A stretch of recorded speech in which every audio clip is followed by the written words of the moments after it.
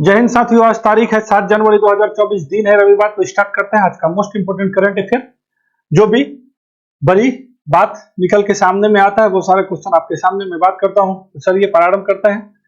आज क्या क्या क्वेश्चन हम लोग करने वाले हैं। तो सबसे पहला क्वेश्चन हम लोग का होगा, सूर्य के अध्ययन करने के लिए भेजा गया सूर्य मिशन आदित्य L1 अपने गंतव्य स्थान पर कब पहुंचा है। भारत का पहला सौर मिशन था, है ना। सूर्य के लिए हम लोग पहला मिशन किए थे और वो अपने गंतव्य स्थान यानी 15 लाख किलोमीटर का दूरी तय करके अपने जगह में पहुंच गया है होलो कक्षा में। आगे चलते हैं। अरब सागर में सोमालिया के तट के पास किस नाम से कार्गो जहाज को हाईजैक किया गया था। ठीक है, ये बहुत बड़ा बात हो गया है। तो जो इंपोर्टेंट है, federal reserve bank of New York के निदेशालय मंडल में किस भारतीय अमेरिकी को नामित किया गया है। ठीक है, चले आगे चलते हैं। अगला क्वेश्चन है, जर्मन फुटवेयर कंपनी है एडिडास, आप लोग जानते होइएगा, वैश्विक क्षमता केंद्र भारत में कहां स्थापित करेगा। ठीक है, अगला क्वेश्चन है, वैश्विक निवेशक सम्मेलन का आयोजन कहां किया जाएगा। ये 3rd एडिशन है। ठीक है, तो ये सारे क्वेश्चन पे बात करेंगे। तो स्टार्ट करते हैं हम लोग सूर्य का अध्ययन से ही। ठीक है, हम लोग भारत का पहला सौर मिशन था, ये से स्टार्ट करते हैं। तो चलिए प्रारंभ करते हैं। तो पहले ये जानिए, भारत का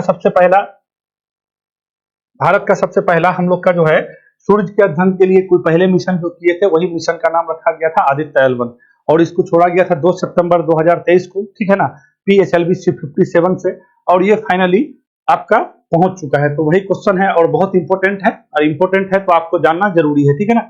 तो क्या बोलता है कि सूर्य के अध्ययन करने के लिए भेजा गया सूर्य मिशन आदित्य L1 अपने गंतव्य स्थान पर कब पहुंच गया है। तो ये आपका कल ही पहुंचा है, 6 जनवरी को पहुंचा है। याद रखिएगा, लगभग 4:30 बजे के करीब करीब आपका पहुंचा है। ठीक है, अब कहाँ पहुंचा है तो देखिए, सूर्य के अध्ययन के लिए मान लीजिए कि हम लोग का सूर्य है, और सूर्य कौन है, अपना धरती का यानी अपने पृथ्वी का एकमात्र नजदीक का तारा सूर्य है, जहां से सारा एनर्जी हम लोग को इसी सूर्य से मिलता है। तो ये सूर्य से बहुत सारा प्रकाश निकलता है, एनर्जी निकलता है। ठीक है, तो इसी के अध्ययन के लिए इसमें कई मंडल है। ठीक है, इसका कई मंडल है। इस मंडल में मोस्टली अगर कोई कहेगा कि आदित्य L1 को जो भेजा गया है, क्यों भेजा गया भाई, कोई इतना ज्यादा हम लोग पढ़ा रहे हैं, मतलब तो कुछ होगा। मतलब यही है कि ये जो सूर्य के जो कई वर्णों में बांटा हुआ है, तो एक ही आपका मतलब कई लेयर में बांटा हुआ है। तो जो सबसे सूर्य का सबसे बाहरी जो वातावरण है, इसका जो वायुमंडल है, इसको हम लोग कोरोना कहते हैं। क्या कहिएगा, कोरोना। ये कोरोना नहीं कहिएगा, ये कोरोना है। ठीक है, सूर्य का सबसे बाहरी परत को अगर ऐसे भी पूछेगा तो कोरोना कहिएगा। और उसके बाद ये वाला जो एरिया है, इसको हम लोग क्या बोलते हैं, ये हमारा प्रकाश मंडल, इसके इधर ये वर्ण मंडल। ठीक है, तो प्रकाश मंडल और वर्ण मंडल में कि यहाँ पे क्या चीज चल रहा है, क्या नहीं चल रहा है, इसी के अध्ययन के लिए आदित्य L1 को भेजा गया। अब देखिए, इसका अध्ययन क्यों करेगा भाई, इसका अध्ययन इस वजह से करेगा। देखिए, सौर ज्वाला बोले ना आपको कि सबसे नजदीक का तारा है, तो यहाँ से बहुत सारा सनलाइट निकलता है, बहुत सारे किरण निकलता है ना। तो बहुत बार क्या होता है ना, सौर ज्वाला निकलता है, और सौर ज्वाला निकलने की वजह से जो हम लोग नेट यूज करते हैं, हम लोग के पास इतना कम्युनिकेशन है, कारण क्या है, सैटेलाइट सारा हम लोग अपना जो है अपना क्या है, कहीं ना कहीं आपका लो अर्थ ऑर्बिट में हो या फिर उससे ऊपर हो, कहीं ना कहीं सैटेलाइट लगा के रखे हैं। ठीक है ना, उपग्रह सब है। अगर यहाँ से जो है ना, ये जो सौर ज्वाला चलता है, सौर पवन चलता है, तो वो जो दिशा से आएगा तो उसको क्या करेगा, वो नष्ट कर देता है। ठीक है, तो ये अध्ययन ये जो हम लोग ये कर रहे हैं, ये जो मिशन कर रहे हैं सौर मिशन आदित्य L1, इससे ये पता चलेगा कि ये जो आ रहा है ये किस दिशा से आ रहा है, और पहले सूचना मिल जाएगा तो उसको हम लोग क्या कर सकते हैं, खतरे से बचा सकते हैं, कोई बहुत बड़ा अनहोनी से हम लोग बच सकते हैं। मेन उद्देश्य इसका करने का यही कारण है आदित्य L1 का। ठीक है, शॉर्ट अपने भाषा में बात को मेरे हिसाब से बिल्कुल भी समझ गए होइएगा। तो सूर्य का जो है ना, सूर्य का जो मेन जो मुख्य वाला भाग होता है, इसको हम लोग क्या बोलते हैं, कोर कहते हैं या केंद्र कहिएगा। उसके बाद जो है ये रेडिएशन जोन होता है। ठीक है, उसके बाद संवहन मंडल होता है, फिर आपके बाद वर्ण मंडल होता है, फिर प्रकाश मंडल होता है, फिर कोरोना होता है। तो वर्ण मंडल और प्रकाश मंडल के वहां पे आपका जो सौर ज्वाला चलता है, सौर तूफान चलता है। ठीक है, बहुत बार देखिएगा उत्तरी ध्रुव और दक्षिणी ध्रुव में आपका हम लोग बोलते हैं ना, अरोरा ऑस्ट्रेलिस, अरोरा बोरियालिस आता है, तो वो क्या है, वो वही है। ठीक है, उत्तरी ध्रुव और दक्षिणी ध्रुव के पास जो आता है। ठीक है, तो सौर ज्वाला चलता है, इससे सैटेलाइट खराब होने का संभावना होता है। ठीक है, तो आने वाले समय में ये जो आदित्य L1 है, इसको जिस कक्षा में छोड़ा जाएगा उसको हम लोग बोलते हैं हेलो कक्षा। ठीक है, हेलो कक्षा, ऐसा हेलो कक्षा में एक आपका पॉइंट है L1 पॉइंट, और ये ऐसा पॉइंट है जहां पे पृथ्वी का और सूर्य का दोनों का जो है जो गुरुत्वाकर्षण बल होता है वो संतुलित होता है, यानी समान होता है। यानी एक तरह से पृथ्वी का गुरुत्वाकर्षण बल यहाँ पे खत्म होने वाला होता है और सूर्य का गुरुत्वाकर्षण बल यहाँ से शुरू होने वाला होता है, और ऐसी कक्षा को हम लोग क्या कहते हैं, होलो कक्षा कहते हैं। और पूरे ऐसे जगह में टोटल 5 पॉइंट है, जिसको हम लोग L1, L2, L3 के नाम से जानते हैं। तो L1 वाले जगह में हम लोग ये वाला जगह, ये जो मिशन है आदित्य L1 है, वहीं पे जाके ये स्थापित हो चुका है, और ये काम हुआ है आपका 6 जनवरी को। तो मेरे हिसाब से जो भी चीज था यहाँ पे आप बिल्कुल भी समझ गए होइएगा। अगर नहीं समझे थोड़ा स्लो कर दीजिए, चीज को बढ़िया से समझ लीजिए।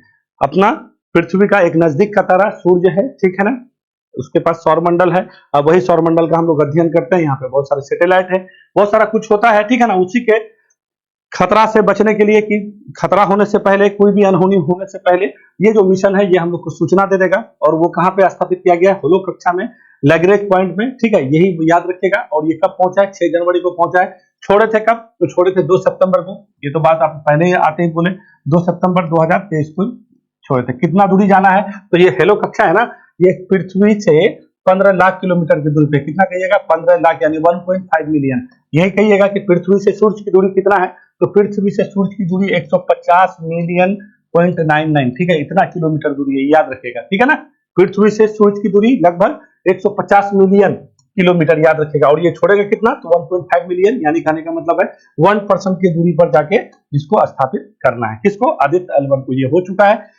एशिया का पहला ऐसा देश बन गया है सूर्य के मिशन करने वाला भारत, ठीक है। चाइना भी नहीं किया है, और विश्व में चौथा स्थान पे हो गए। जैसे हम लोग दक्षिणी ध्रुव पर चंद्रयान जो मिशन किए थे, कैसा बने थे, दक्षिणी ध्रुव पर पहुंचने वाले प्रथम बने थे, और चंद्रमा पर मिशन करने वाले चौथा बने थे। तो सेम टू सेम वही चीज है, बिल्कुल भी याद रखना है, हम लोग के लिए इंपॉर्टेंट है। और जो चीज इंपॉर्टेंट है तो वो आपको बिल्कुल भी देखना चाहिए। तो कल इसरो के जो अध्यक्ष है एस सोमनाथ जी बहुत खुश थे, प्रधानमंत्री मोदी जी भी ट्वीट किए हैं। और इतने बड़े बड़े आदमी अगर इन सारी चीजों को कर रहा है तो हम लोग को भी जान लेना चाहिए। और क्योंकि जो हम लोग का क्वेश्चन जो सेट करता है, ठीक है, वो भी कहीं ना कहीं देख रहे हैं, तो उसके भी दिमाग में ये बात पहुंच गया है कि यहाँ से क्या चीज बनाना है कि नहीं है। तो आपको पढ़ना वही है जो आपके लिए इंपॉर्टेंट है, ठीक है ना। तो सूर्य मिशन आदित्य L1 अपने गंतव्य पर पहुंच गया है 6 जनवरी को, ठीक है ना, याद रखिएगा।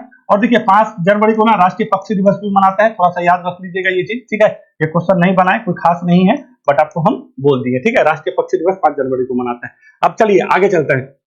ये क्या पूछा है कि इसरो का सूर्य मिशन आदित्य L1 क्या क्या से सात पेलोड लेके, देखिए 7 पेलोड मतलब जो गाड़ी से लेके गया ना, क्या बोले थे आपका, PSLV-C57 से लेके गया था। तो इसमें 7 पेलोड लेके गया। 7 पेलोड में क्या करेगा, 4 पेलोड जो है ये इसका जो आपको बोले ना वर्णमंडल और यानी फोटोस्फीयर और क्रोमोस्फीयर का याद रखिएगा, ठीक है, उसका अध्ययन करेगा।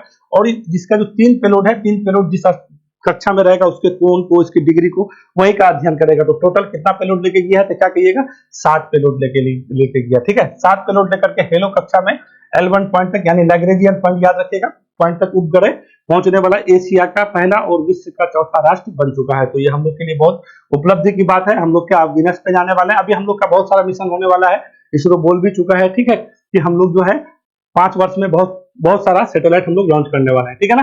चलिए आगे बढ़े, सारा चीज मेरे हिसाब से समझ गए होइएगा। चलिए थोड़ा सा ये दिखा देते हैं आपको, PSLV-C57 से किया है आदित्य L1, देखिए ये हम लोग का अर्थ है, ठीक है, और ये अपना सन है। और ये जो L1 जो बिंदु पे छोड़ेगा ना, ये पृथ्वी के सापेक्ष सूर्य का भी क्या करेगा, चक्कर लगा। और यहाँ पे आपको किसी भी तरह से कोई भी सूर्यकरण होता है ना, तो उसको भी ये इफेक्ट नहीं करने वाला है, ठीक है, क्योंकि ये साथ साथ ये इसका चारों बगल चक्कर लगाएगा, ठीक है।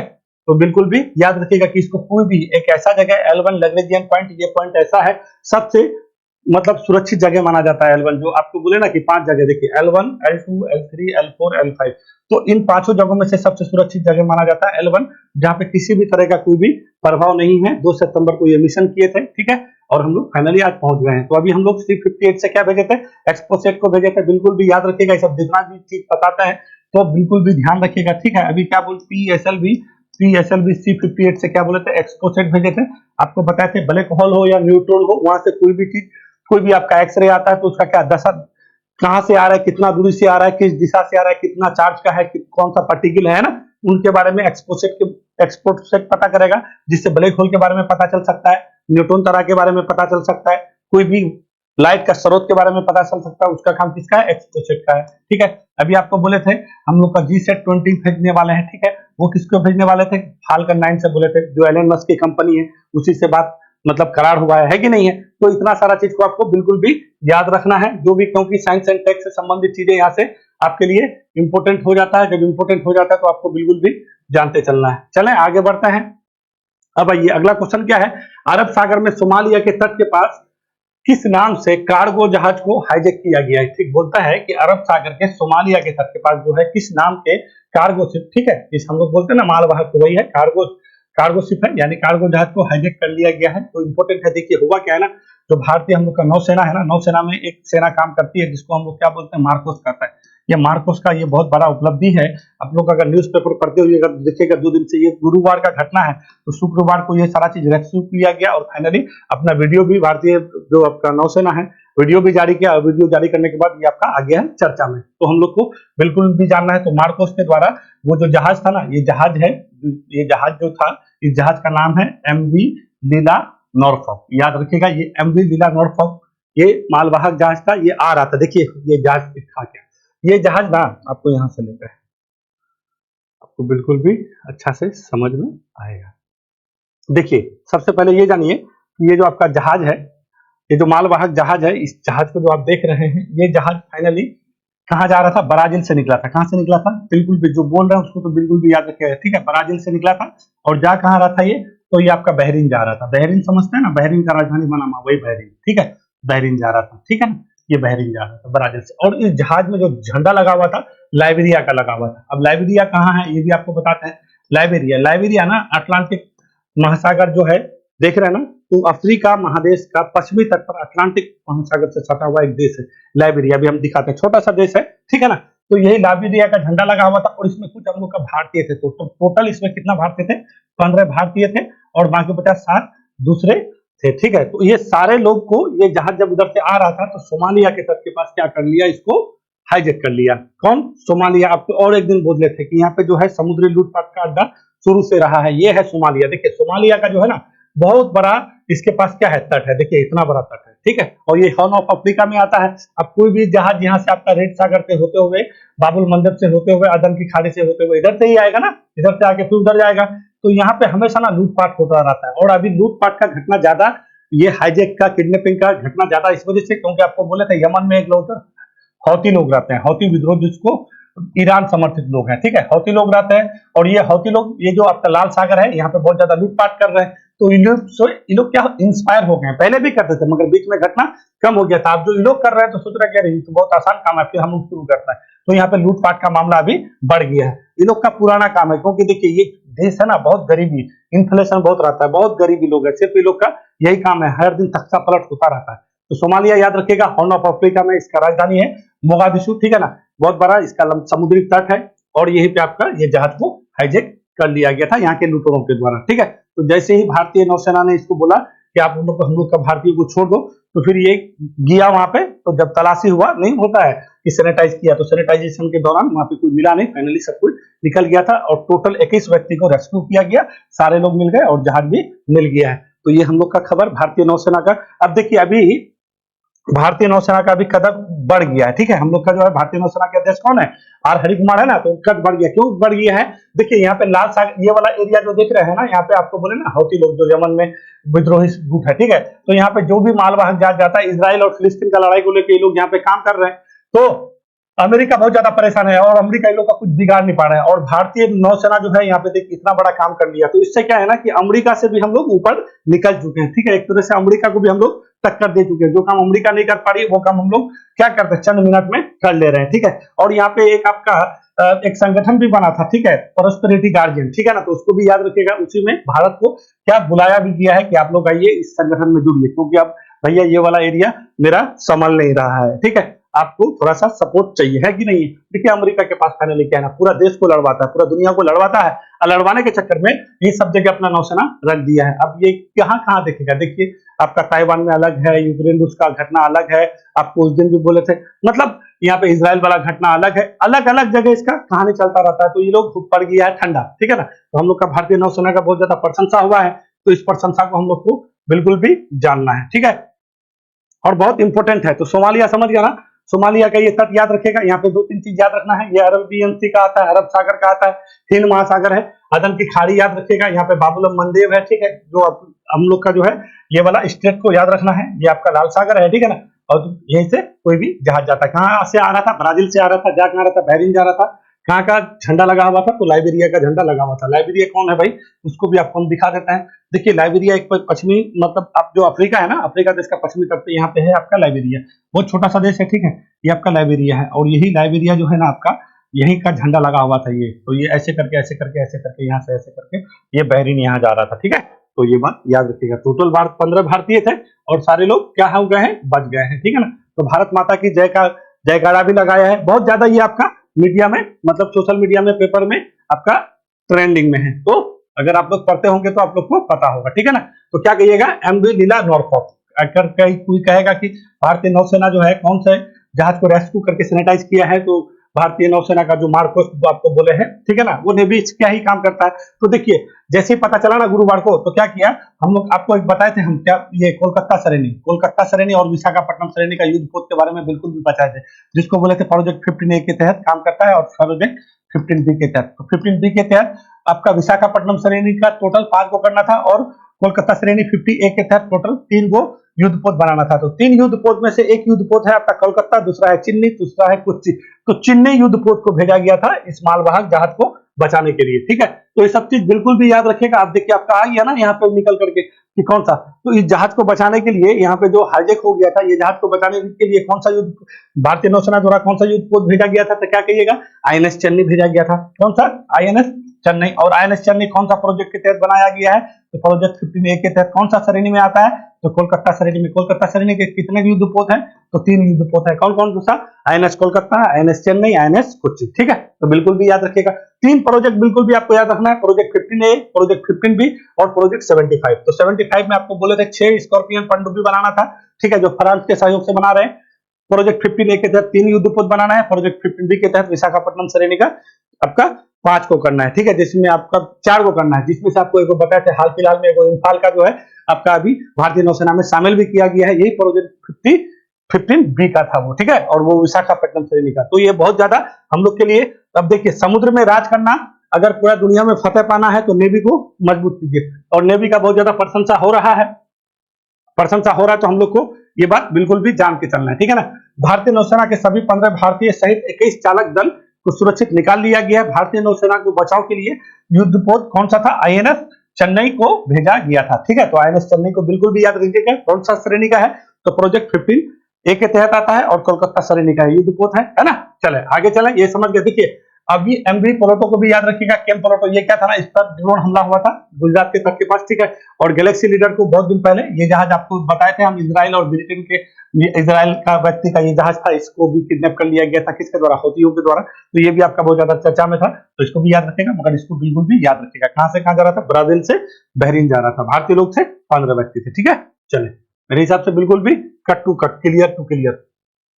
ये चीज देखिए, जो भू राजनीति है ना, वो चीज आपको जानना बिल्कुल भी जरूरी है। चलिए आगे चलते हैं। आगे क्या है, federal reserve bank of New York के निदेशक मंडल ने किस भारतीय अमेरिकी को नामित किया गया। देखिए, फेडरल रिजर्व बैंक बहुत बड़ी बात हो जाता है, ठीक है, और अपने भारतीय मूल के है ना, भारतीय अमेरिकी नामित किया गया है। और ये कितने साल के नामित किया गया, 2 साल के लिए किया गया है। ये है डॉक्टर राजीव शाह, ठीक, बिल्कुल भी याद रखिएगा, ठीक है। डॉक्टर राजीव शाह को नामित किया गया है। ये federal reserve system board of governance के शाह को 31 दिसंबर 2026 तक 3 साल के लिए क्या किया है, कार्यकाल के लिए कैलाशी निदेशक के रूप में नियुक्त किया गया। फेडरल बैंक ऑफ न्यूयॉर्क के लिए किया गया। तो ये हम लोग के अपना भारतीय मूल है, तो इस तरह से हम लोग को क्वेश्चन पूछ दिया जाता है, क्योंकि बहुत फेमस चेहरा है, तो हम लोग को जानना चाहिए, है कि नहीं है। चलिए आगे आता है समीर शाह। समीर शाह को अभी बीबीसी का जो है डायरेक्टर बनाया गया। बीबीसी का अध्यक्ष यही आपका ब्रिटिश ब्रॉडकास्टिंग कॉर्पोरेशन होता है, तो इसका भी आपका समीर शाह को भारतीय मूल के हैं, ये भी बीबीसी का बने हैं, ठीक है ना। और राजीव शाह को बना गया किसका, federal reserve bank of New York के लिए, ठीक है ना। चलिए, न्यूयॉर्क तो जानते हैं, अमेरिका का जो है एक अच्छा बड़ा शहर है। राजधानी अमेरिका का नहीं कहिएगा, अमेरिका का यूएसए का राजधानी कहाँ पे है, तो क्या कहिएगा, न्यूयॉर्क ना होकर के वाशिंगटन डीसी है, ठीक है। क्या कहिएगा, वाशिंगटन डीसी है। यहाँ होने वाला है चुनाव, देखिए अभी बहुत घमासान चल रहा है। अब अमेरिका वाला सब ठंडा पड़ रहा है। हम लोग का भारतीय नेवी जो है ना, हम लोग का जो नौसेना है, बहुत ज्यादा कीर्तिमान किया है और बहुत प्रशंसा हो रहा है पूरे वर्ल्ड में। चलिए आगे चलता है। जर्मन फुटवेयर कंपनी, जो एथलीट लोग होते हैं ना, तो वही फुटवेयर कंपनी एथलीट के लिए जो है, फुटवेयर कंपनी एडिडास वैश्विक क्षमता केंद्र भारत में कहां स्थापित करेगा, ठीक है। तो बोलता है कि एडिडास जो है ना, अपना वैश्विक क्षमता केंद्र जो है, नहीं बोलता है ग्लोबल, अपना जो केंद्र जो है, अपना सेंटर खोलने की बात कहा गया, अनाउंस किया है। तो ये खुलेगा आपका चेन्नई में। और चेन्नई कहां पड़ता है, तो चेन्नई तो जानता है तमिलनाडु का राजधानी है कि नहीं। तमिलनाडु क्या है, हम लोग का स्टेट है, ठीक है। अभी उसके बारे में बताएंगे, यहाँ के मुख्यमंत्री एमके स्टालिन है, ठीक है ना। तो जर्मनी फुटवेयर कंपनी है एडिडास। देखिए, ये एडिडास कंपनी बोलिएगा कि बहुत सारा कंपनी लगाता है, तो ये थोड़ा सा स्पेशल है। ये स्पेशल क्यों है, पूरे एशिया में, जो एशिया महादेश देख रहे हैं ना, जिसमें आपका इतने सारे देश है, ठीक है। तो ये पूरे एशिया महादेश में सिर्फ एकमात्र देश है चीन। चीन के अलावा ये अपना कहीं पे भी ग्लोबल जो आप इसका केंद्र होता है कहीं नहीं खोला है, सिर्फ चीन में ही इसका है। उसके अलावा दूसरे नंबर में पूरे एशिया में अपना कहाँ पे खुलेगा, चेन्नई में खुलेगा। क्योंकि देखिए मार्केटिंग मार्केटिंग बहुत सबसे बड़ी बात होती है। जब जहाँ पे मार्केटिंग बात होगा जहाँ पे, तो वहां पे उसका कोई ना कोई अपना ब्रांच, अपना उत्पादक केंद्र लगाना ही लगाना है। तो ये हम लोग के लिए बिल्कुल भी इंपॉर्टेंट है। अब एडिडास का कोई भी सामान थोड़ा सस्ता भी होगा क्योंकि यहाँ पे लगेगा, प्रोडक्ट होगा मतलब उत्पाद होगा तो सस्ता होना ही है। तो एडिडास क्या है ना, देखिए एडिडास जर्मनी का कंपनी है। अब जर्मनी क्या है भाई, जर्मनी एक देश है जहाँ के कौन सा, जहाँ के हिटलर यहाँ पे जो लड़े थे, ठीक है। तो हिटलर को तो आप बिल्कुल भी देखिए, हिटलर जर्मनी का जन्मा नहीं था, ठीक है। उसका जो है ये जो है वो ऑस्ट्रिया में जन्मा था, बट जर्मनी के चांसलर बने थे, ठीक है। जर्मनी के लिए लड़े थे फर्स्ट वर्ल्ड वार में, और सेकंड वर्ल्ड वार कराने का हक वही हिटलर का था। तो उसी के समय में सेकंड वर्ल्ड वार के समय में 1948 के समय में ना, 1948 के समय में ये कंपनी बना था, दो भाई मिला के बना था। एक दोनों भाई पहले मिला हुआ था तो एडिडास बनाया, फिर दोनों भाई में तोड़फोड़ हो गया तो एक भाई निकल गया और वो प्यूमा बना। प्यूमा जानते ना, वो जो आपका आता है ट्रैक पर एक सूट आता है, बहुत महंगी महंगी आता है, इसका भी महंगी महंगी आता है, ठीक है। तो ये प्यूमा हो या एडिडास हो, ये सारी कंपनी कहाँ की है, जर्मनी की है, ठीक है ना। तो वहीं की कंपनी है और अपना जो है यहाँ पे क्या करने वाला है, अपना ये केंद्र स्थापित करने वाला है चेन्नई में। और एशिया का ये दूसरा होगा, भारत का क्या होगा, पहला होगा, ठीक है। तो थोड़ा सा चलिए पहले जर्मनी को आपको हम दिखाता है, फिर हम लोग बात करेंगे। यहाँ से बहुत इंपोर्टेंट जर्मनी का राजधानी कहाँ है, बर्लिन है, यूरोप का देश है कि नहीं है। और यहाँ के जो है चांसलर कौन है अभी, ओलाफ सोल्ज है। याद रखिएगा जर्मनी के चांसलर कौन है, ओलाफ सोल्ज है। और ये है आपका जर्मनी, और ये कौन सा प्रायद्वीप में पड़ता है, तो जुटलैंड प्रायद्वीप में पड़ता है। याद रखिएगा, ये देखिए ये जो है ना यहाँ पे स्विट्जरलैंड है छोटा सा, ठीक है ना। तो आल्प्स पर्वत है, इसका विस्तार है जर्मनी तक, और जर्मनी में जहाँ पे इसका विस्तार है आल्प्स का, इसको बावेरियन कहते हैं। क्या कहते हैं, बावेरियन जगह का नाम है, ठीक है। और यही बावेरियन में आपका हम लोग पढ़ते हैं ना BMW, तो वही बावेरियन मोटर वर्क्स होता है, ठीक है। BMW गाड़ी यहीं पे बनता है, ठीक है। इसी से BMW नाम पड़ा है आपका, ठीक है। तो ये बिल्कुल भी याद रखिएगा। और ये पश्चिम जर्मनी में पड़ता है, कौन सा जर्मनी में कहिएगा, पश्चिम जर्मनी में। और यहीं पे आपका बर्लिन का दीवार टूटा था, कब टूटा था, 1989 में। ये सब याद रखिएगा। ये बर्लिन का दीवार टूटने के बाद ही तो पूरा यूएसआर क्या हुआ, समाप्त हो गया 1951 में, ठीक है। तो ये बर्लिन का दीवार पश्चिमी जर्मनी में पड़ता है, यहाँ का राजधानी बर्लिन है, जुटलैंड प्रायद्वीप में पड़ता है, और यहाँ पे किंग नहर है, याद रखिएगा, ठीक है। समझ गए मेरे हिसाब से, चलता है। तो इतना ही जर्मनी काफी है हम लोग के लिए, क्योंकि जर्मनी से संबंधित चीजें हम लोग को जानना है। अब हम लोग को क्या जानना है, चलिए अब हम लोग को क्या जानना है, चेन्नई तो जान गए, जर्मनी भी जान गए। अब थोड़ा सा हम लोग को तमिलनाडु जानना है। चलिए तमिलनाडु में आता है, देखिए ऐसे करके चीजों को समझिएगा तो आपको ज्यादा दिन याद भी रहेगा और सब कुछ आपका क्लियर भी होगा, है कि नहीं है। और जब क्लियर हो जाएगा तो सब क्लियर है। देखिए सबसे पहली बात है, ये है आपका तमिलनाडु। यहाँ पे ये वाला मैप से समझा कि ये वाला मैप ले लें, ठीक है। अच्छा इसी को रहने देते हैं। देखिए ये है आपका तमिलनाडु, ऐसे करके आइएगा ना, ये आपका तमिलनाडु है, ऊपर में आंध्र प्रदेश पड़ता है, ठीक है। तो ये जो लाइन देख रहे हैं, ये जो आपका टाइम, ये जो देख रहे हैं, ये क्या है, ये है, इसको एक्चुअली में ये आपका दिया गया है पूर्वी घाट। क्या कहिएगा, पूर्वी घाट। और इधर क्या, इसको क्या कहते हैं, पश्चिमी घाट। ये घाट को घाट नहीं समझिएगा कि जैसे हम लोग क्या जाते हैं कृष्णा घाट, गंगा घाट जाते हैं ना, तो ये घाट नहीं है, ठीक है। ये क्या है, पर्वत है। क्या कहिएगा, पर्वत श्रृंखला है, ठीक है, पर्वत है, ठीक है ना, पर्वत है। और बहुत पुराना है, क्योंकि ये वाला लैंड किस समय का है, हम लोग पता ना, गोंडवाना लैंड अफ्रीका से टूट करके भागा था आज से करोड़ों साल पहले, तो यही है। गोंडवाना लैंड के बाद सबसे पुराना भूमि है, भारत का सबसे पुराना भूमि कहेगा तो कोई क्या, ये दक्षिण भारत का भूमि सबसे पुराना भूमि है, ठीक है।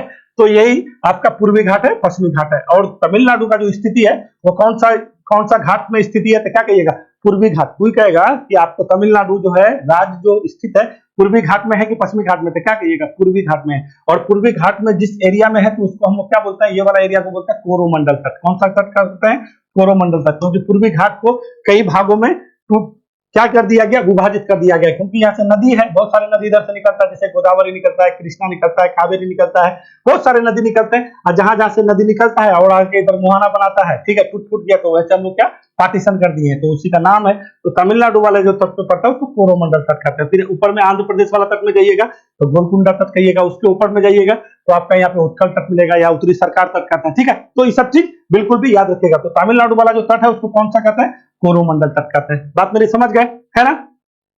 तो ये पहाड़ है। अब देखिए पूर्वी घाट, अब ये पूर्वी घाट में जब आ गए हैं तो पूर्वी घाट पहाड़ है तो उसका तो कुछ चोटी होगा ना। तो पूर्वी घाट की सबसे जो ऊंची चोटी है उड़ीसा में पड़ता है, जिसको महेंद्रगिरी चोटी कहता है। कौन सा कहता है, महेंद्रगिरी की चोटी। बिल्कुल भी याद रखिएगा। देखिए हम आपको जो है ज्योग्राफी नहीं पढ़ा रहे हैं अभी, ठीक है। महेंद्रगिरी की चोटी है जिसकी ऊंचाई कितना है, 1 मीटर है, बिल्कुल भी याद रखिएगा 1501 मीटर है, उड़ीसा में पड़ता है पूर्वी घाट। यहीं पे पश्चिमी घाट का अगर सबसे ऊंची चोटी कहेगा तो क्या कहिएगा, यहाँ पे आपका पश्चिमी घाट में यहाँ पे अन्नामुदी है, ठीक है। ऐसे भी अन्नामुदी जो है आपका दक्षिण भारत का सबसे ऊंची चोटी है, जिसका ऊंचाई कितना है भैया, जिसका 2496 है ना, 2496, ठीक है। तो इतना है 2496 या 95 2495 मीटर है, ठीक है, मीटर है। यहाँ पे आपका केरल में पड़ता है अन्नामुदी। और ये पूर्वी घाट और पश्चिमी घाट आके कहाँ पे मिलता है आपको, ये नीलगिरी पहाड़ी समझते हैं ना, जिसका सर्वोच्च चोटी कौन सा है, दोदा बेटा, ठीक है, दोदा बेटा याद रखिएगा। ये तमिलनाडु में आके पूर्वी घाट और पश्चिमी घाट मिलता है। हम लोग के लिए ये वाला लोकेशन ना बहुत इंपॉर्टेंट है और बिल्कुल भी इंपॉर्टेंट है, इसको याद रखिएगा, ठीक है। ये आपका जो है पूर्वी घाट और पश्चिमी घाट जहाँ पे आके मिलता है, इसको हम लोग क्या बोलता है, ये नीलगिरी की पर्वत है, पहाड़ी है, ठीक है। और नीलगिरी का सबसे चोटी कौन सा है, दोदा बेटा। और दक्षिण भारत के सबसे चोटी अन्नामुदी कहाँ पे स्थिति है, केरल में है। और कौन सा घाट में पड़ता है, पश्चिमी घाट में। पूर्वी घाट की सबसे ऊंची चोटी कौन सा होगा, महेंद्रगिरी। ऊंचाई मतलब इसका ऊंचाई कितना है, तो 1501 मीटर है, ठीक है। तो बिल्कुल भी याद रखिएगा, ये कोरोमंडल तट है, समझ गया ना। अब देखिए यहाँ से संबंधित बहुत सारा चीज है। अभी आपका जो है 6 एडिशन का होने वाला है खेलो इंडिया यूथ गेम, ठीक है। तो यहीं पे आपका होने वाला है, कहाँ पे, तमिलनाडु में। और इसका जो है अभी शुभंकर भी जारी कर दिया है, वेल्लू नचियार, ठीक है। और वेल्लू नचियार का भी जन्म दिवस भी हम लोग मनाए, तो नचियार को भी याद रखिएगा। यहाँ के मुख्यमंत्री एम के स्टालिन है, यहाँ के राज्यपाल कौन है, RN रवि है, है ना, RN रवि है। अभी आपको आज से पहले कुछ दिन पहले बताए थे कि भारत का दूसरा सबसे बड़ा GDP वाला राज्य, तो पहला तो आपका कहाँ, महाराष्ट्र है, दूसरे नंबर में लड़ाई चल रहा था, तो हमें सब दूसरे नंबर में कब्जा किए हुए थे तमिलनाडु, तो अभी यूपी हो गया, ये तीसरे नंबर का राज्य हो गया, ठीक है। तमिलनाडु अपने आप में विशेष रहता है, ठीक है। तो इसको बिल्कुल भी याद रखेगा। यहाँ पे आपका कौन सा है, पाक स्टेट है, यहाँ पे मन्नार की खाड़ी है, यहाँ पे डुगोंग मिलता है, ठीक है ना। ये आपका पूरा कौन सा जगह है, तो क्या कहिएगा, ये बंगाल की खाड़ी। इधर से जितने भी नदी आएगा, इधर से जो भी नदी यहाँ पे आके मुहाना बनाता है, ये क्या कहिएगा, ये एस्चुरी का निर्माण ना करके क्या करता है, डेल्टा का निर्माण करता है, ठीक है। तो यहाँ पे एक मुख्य नदी है आपका तमिलनाडु में बहता है, कावेरी नदी, ठीक है। कावेरी नदी ब्रह्मगिरी के पहाड़ी से निकलता है और कहाँ पे आके मुहाना बनाता है, बंगाल की खाड़ी में, ठीक है ना। ये बिल्कुल भी याद रखिएगा, कावेरी। और यहीं पे इसी पे एक बांध है, मैटूर बांध, ठीक है। मैटूर बांध आप लोग सुने होइएगा, मैटूर बांध कावेरी नदी पे है, ठीक है। फिर उसके बगल में आइएगा ना, यहाँ पे आपको वैगई नदी मिलेगा, ठीक है। वैगई नदी बहुत बार पूछता है, ठीक है, वैगई नदी, ठीक है। तो वैगई नदी आपका यहीं पे पड़ता है और आके कहाँ पे बनता है, बंगाल की खाड़ी में अपना मुहाना बनाता है, ठीक है। तो कावेरी नदी है, वैगई नदी है, ब्रह्मगिरी की पहाड़ी से निकलता है, ठीक है। और देखिए तमिलनाडु से संबंधित यहाँ पे बहुत सारा क्वेश्चन है, इतना ज्यादा बताएंगे तो फिर आपको बहुत ज्यादा लंबा समय लगेगा। इतने कुछ चीजों को समझ जाइए जो बताया है, दक्षिण भारत की सर्वोच्च चोटी, पश्चिमी घाट, पूर्वी घाट का मिलान बिंदु, ठीक है। और दक्षिण भारत का सबसे दक्षिणी अगर पहाड़ी कहेगा तो ये आपका इलायची की पहाड़ी या कोडरमम की पहाड़ी याद रखिएगा, कोडरमम की पहाड़ी, ठीक है, या इलायची की पहाड़ी। और यहाँ पे दक्षिणी बिंदु हम लोग को तो बोलते हैं, हम कौन, केप कैमोरिन कहते हैं या कन्याकुमारी कहते हैं। और अक्षांश से विस्तार 8 डिग्री 4 मिनट होता है, ये बिल्कुल भी जानते हैं। भौगोलिक स्थिति बिल्कुल भी पता होना चाहिए। और यहीं पे आपका कौन, रामेश्वरम है। और धनुषकोडी से लेकर के कहाँ तक आपका श्रीलंका तक जो जोड़ता है, यही राम सेतु है, जो त्रेता युग में बनाया गया था। भगवान श्री राम जो है यहाँ पे गए थे सीता माँ को बचाने के लिए, मतलब लाने के लिए, ठीक है ना। तो त्रेता युग भी याद रखिएगा, द्वापर त्रेता नहीं होता, सतयुग त्रेता द्वापर, है ना, कलयुग, तो यही है। तो त्रेता युग में ये आपका राम सेतु बना था, ठीक है। तो चलिए बहुत सारा चीज यहाँ पे है, अगर बताना शुरू करेंगे तो बताते रह जाएंगे, है ना। जो भी चीज समझिए, अच्छा से समझिए, और जो भी पूछे आपका सब एग्जाम में पूछता है। रिवीजन सुनिए, सुनाइए, याद कीजिए, पढ़िए, खुद से पढ़िए, हमसे पढ़िए, सुनिए, फिर आपको चीजें अपने से आप याद रहेगा। तो जर्मनी समझ गए, जर्मनी का राजधानी कहाँ है, बर्लिन है। यहाँ के चांसलर कौन है, तो वही है कौन, ओलाफ शोल्ज है, ठीक है। तो यही का कंपनी फुटवेयर एडिडास। और यही एडिडास कंपनी क्या कर रही है, अपना लगा रही है, अपना वैश्विक केंद्र लगा रहा है चेन्नई में, ठीक है। और ये चेन्नई हम लोग के लिए स्पेशल है, ठीक है ना।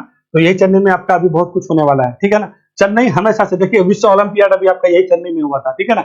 यहाँ पे आपका जो है ना चमड़ा अनुसंधान आपका चेन्नई में ही है, बहुत कुछ यहाँ पे है, समझे। तो चलिए चेन्नई हो गया, वो संस्थापन करेगा। चलिए आगे बढ़ते हैं हम लोग, चलिए आगे बढ़ जाते हैं। बहुत सारा क्वेश्चन है, फिर ज्यादा लंबा समय लग जाएगा। अब आगे चलते हैं। आगे क्वेश्चन क्या है, वैश्विक निवेशक सम्मेलन का आयोजन कहाँ किया गया है, ठीक है।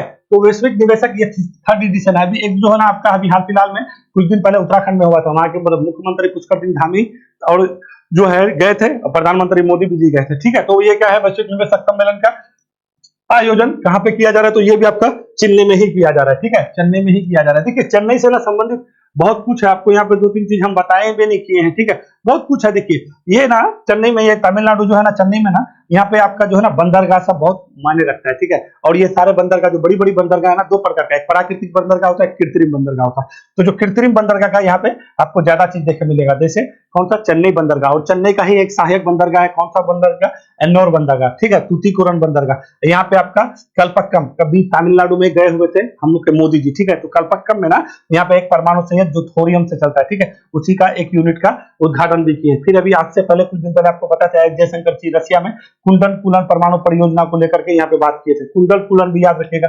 कंडन कुलन यहीं पे आपका है, ठीक है। ये वाला आपका कल्पक्कम भी है। देखिए और अभी यहाँ पे बहुत ज्यादा बारिश हुआ था, अभी देखिएगा बहुत ज्यादा राहत पैकेज मोदी जी जाके दिए थे आपका पादुचेरी में, और कहाँ पे, तमिलनाडु में, है ना। तो तमिलनाडु में ना जो बारिश होता है, ये उत्तर पूर्वी मानसून के होते। अब पूरे इंडिया में जो 100% अगर बारिश होता है, उसका 20% योगदान देता है आपका कौन सा मानसून, लौटती हुई मानसून या उत्तर पूर्वी मानसून, ठीक है। तो उत्तर पूर्वी मानसून का महीना अक्टूबर से, याद रखिएगा, अक्टूबर से लेकर दिसंबर तक चलता है, ठीक है।